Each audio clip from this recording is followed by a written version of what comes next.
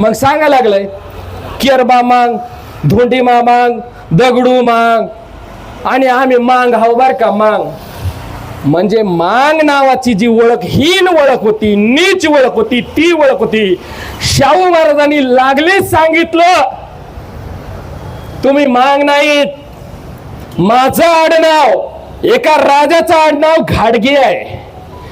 आजपासून मातांगांना घाडगे आडनाव घ्या.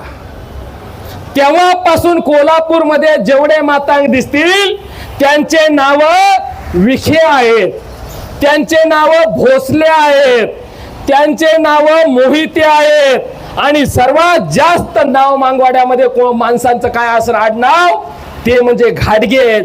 स्वतःच्या बाप सुद्धा लवकर एखाद्या लेकराला अडचणीत येण्याच्या वेळेला साथ सहयोग देत नाही, पण शाहू महाराजांनी घाडगे नाव त्या लोकांना दिलं.